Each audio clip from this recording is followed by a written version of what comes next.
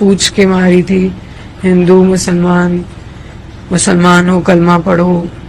नहीं, हमें नहीं आता, हम हैं हिंदू, हमने बोला हम हिंदू हैं, मार दिया हमने। लेकिन जितने लोग मरे हैं वहां पे, उसमें से मात्र शुभम ऐसे हैं जिनका कुछ बचा नहीं था। हमारे घर वालों को शुभम को देखने का मौका नहीं मिला कि वो उस आखिरी में उसकी शक्ल, उसकी स्माइल देख पाए, उसका चेहरा छू पाए। लोग ना, पुलवामा अटैक भी हुआ, 26/11 हुआ, लोग विक्टिम की फैमिली को भूल जाते हैं। लोग जाके पूछते नहीं है कि उनकी फैमिली क्या झेल रही है, क्या हो रहा है उनके साथ, वो सब भूल जाते हैं। और शुभम, हमारी फैमिली नहीं चाहती, और मुझे लगता है कोई भी नहीं चाहता होगा कि शुभम को कोई भूले। इसलिए मैं सरकार से सिर्फ ये विनती करती हूँ कि शुभम को शहीद का दर्जा दे दे, उसको याद रखें, उसको, उसकी वजह से हम शायद जो भी वो हमें देंगे, हम उसकी वजह से जी पाएंगे।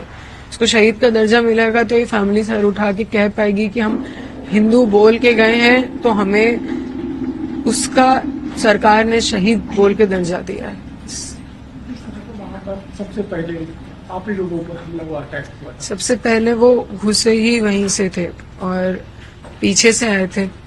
सबसे पहली गोली उन्होंने शुभम को ही मारी थी, पूछ के मारी थी। हिंदू मुसलमान, मुसलमान हो कलमा पढ़ो। नहीं, हमें नहीं आता, हम हैं हिंदू, हमने बोला हम हिंदू हैं, मार दिया हमने। और वो लोग थे, कोई टूरिस्ट थे, लेकिन जिस तरह से शुभम ने वहां पर उनसे बात की थी, उस दौरान कुछ लोगों की जान भी बच गई। मैं तो जितना मैंने देखा है, मैं यही देख रही हूँ कि जितने लोग, मैं सबके सामने क्या बोलूं, घर वालों के सामने, लेकिन जितने लोग मरे हैं वहां पे, उसमें से मात्र शुभम ऐसे हैं जिनका कुछ बचा नहीं था। क्योंकि उसको सोच समझ के, उस बिल्कुल समझ के पास आके उसको मारी थी, क्योंकि वो पहला अटैक था। बाकी लोग तो उसके बाद अलर्ट हुए, भागने लगे, चीखने चिल्लाने लगे, तो अब इन्होंने उन्हें मारा है। वो पूरे बचे हैं, का पूरा शरीर है उनके पास। हमारे घर वालों को शुभम को देखने का मौका नहीं मिला कि वो उस आखिरी में उसकी शक्ल, उसकी स्माइल देख पाए, उसका चेहरा छू पाए। मुख्यमंत्री भी आए, कुछ बात हुआ था शहीद की तकलीफ को लेकर? सर, उस दिन तो मुझे नहीं लगता हमारे घर वालों की, आपको लग रहा होगा स्थिति ऐसी थी कि हम कुछ बोल पाएंगे। हम आप ही लोगों से बोल रहे हैं, आप ही हमारी बात वहां पहुंचाएंगे, आप ही हमारी मदद करेंगे। और हम उस दिन क्या बोलते हैं, उस दिन तो सब हुआ था। हमारे अंदर इतनी ताकत थोड़ी ना, इतनी समझ थोड़ी बन के बैठे हुए कि हमें ये करना है। हम तो उस दिन, देखिए, हमारा परिवार जिस तरीके की अब वेदना झेल रहा है, तो दुख के साथ हमारे हृदय में आक्रोश भी बहुत ज्यादा है। और हमारे बच्चे ने धर्म की रक्षा के लिए, क्योंकि आप कल्पना करिए कि जब आपके सामने ये पूछा जा रहा हो कि आप हिंदू हैं या मुस्लिम हैं, और सामने एक AK-47 लिए खड़ा हो, वहां पर भी हमारे बच्चे ने इतना साहस दिखाया।